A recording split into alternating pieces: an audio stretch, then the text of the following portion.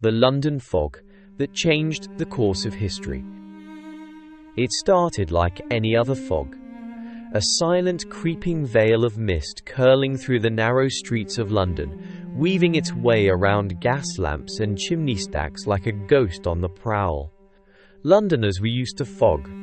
They'd seen it so often it had a nickname, pea soupers, so thick and yellow you could spoon them out of the air. But this one was different. It was the 5th of December 1952, and London woke to a chill in the air and a dim golden haze blanketing the city. It clung to the Thames like an old coat. At first, nobody paid it much mind. It was a nuisance, certainly, but fog was as much a part of London as red buses and the chime of Big Ben. People put on their scarves and carried on. By nightfall, the fog had thickened. Trains were delayed. Buses stumbled along blindly. Taxis vanished entirely. But still, London carried on. No one expected that over the next 5 days, more than 12,000 people would be dead.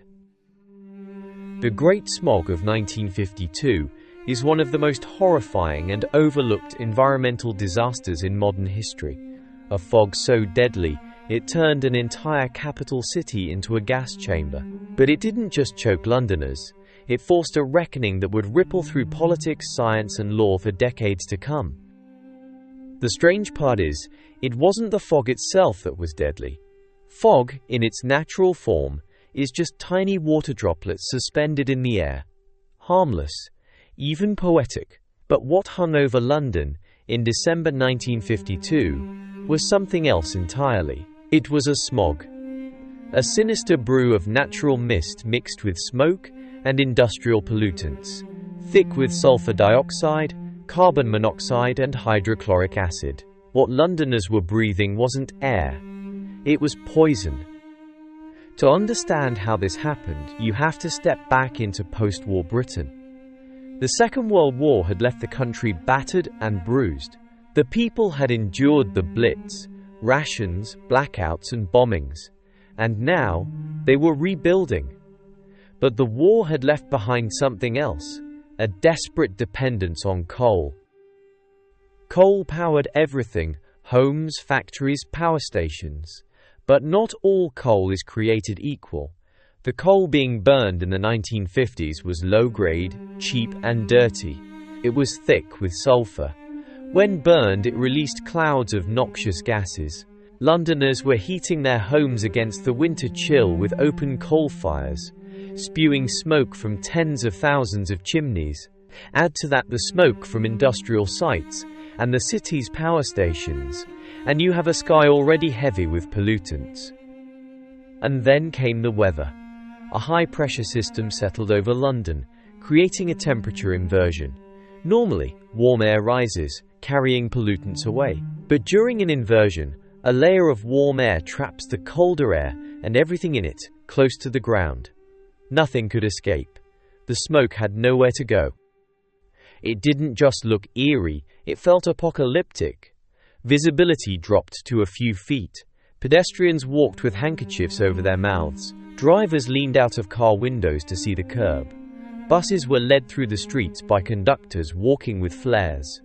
Schools closed. Theaters cancelled shows. Criminals used the cover to loot and rob with near impunity. In some areas, you couldn't see your feet. At night, the fog turned an inky black. It seeped into homes, into lungs, into the very soul of the city. It smelled acrid, like burning matches and cold soot. Londoners began to cough, then to choke, then to die. Dr. Brian Commons, now in his 70s, who worked for the Medical Research Council's Air Pollution Unit, set up at St. Bartholomew's Hospital in London in the 1950s, said to the BBC, "To see somebody fighting for air is a harrowing experience. Trying to get air into their lungs, and of course it was dirty air. As many as 100,000 people in London were made ill by the pollution at the time, particularly people with asthma and cardiovascular problems. There were estimates that there were 4,000 excess deaths, and there was a shortage of coffins. because there were so many people who died. The hospitals overflowed. Doctors were overwhelmed. There were so many cases of bronchitis, pneumonia, and respiratory failure that the system simply buckled.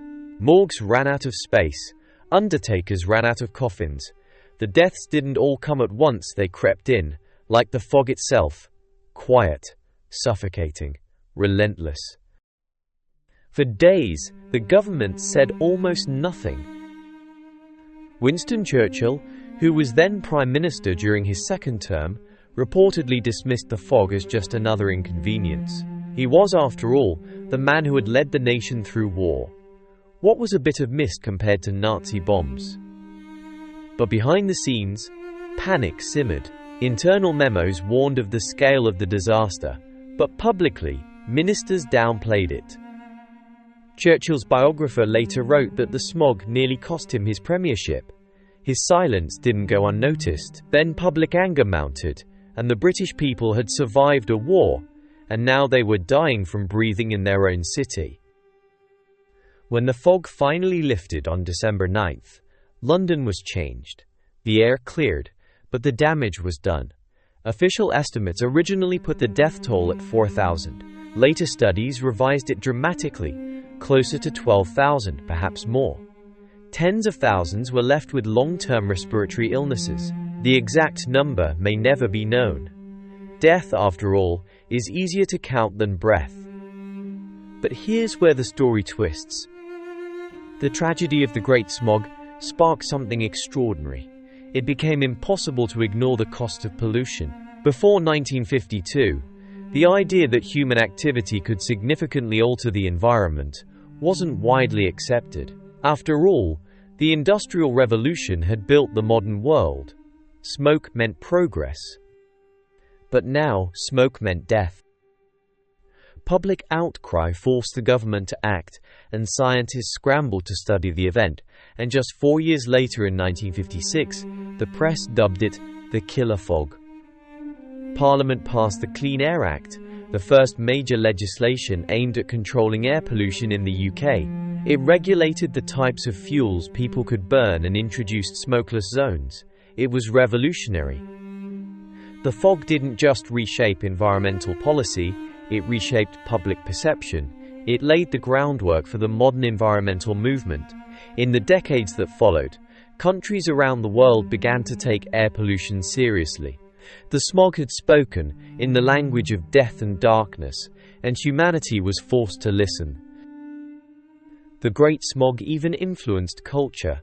It appears in novels, films, and TV shows. Some historians argue it inspired the dystopian atmosphere of later British fiction, the murky despair of Orwellian London, or the fog-drenched streets of Gothic horror. One journalist described the smog as more chilling than anything in a ghost story. And yet, outside of Britain, few people have heard of it. Environmental disasters tend to be invisible. Unlike earthquakes or floods, they don't leave dramatic images. They slip quietly into the body, into the air, into memory. The Great Smog was one of the deadliest environmental events in European history, and perhaps the most silent. It's tempting to think of it as a relic of the past, but the echoes are unmistakable. In 2013, Beijing's air pollution reached levels so high it was compared to London's killer smog. In 2017, Delhi choked under a toxic haze so dense it shut down schools and grounded planes. Every year, millions still die from air pollution around the world. According to the World Health Organization, it's responsible for 1 in 9 deaths globally. The London smog taught a brutal lesson: that progress without responsibility is a poison, that modernity can kill. But it also showed something else: that change is possible even after catastrophe, that from darkness, reform can rise. In a strange way, the fog that smothered London helped clear the air. It exposed the price of complacency. It forced science and politics to meet in the space between breath and death. And it left behind a legacy, not just of tragedy, but of transformation. So the next time you step into a city street and feel the crisp bite of winter, Take a breath and remember the fog that changed history. Because sometimes the most powerful revolutions begin not with a bang, but with a breath. What do you think? Have we cured the pollution issue in cities around the world? Or is there hope for mankind to continue its endeavors to clean up our planet? Let us know in the comments below. And don't forget to subscribe for more historical mysteries, right here on Obscura Historia.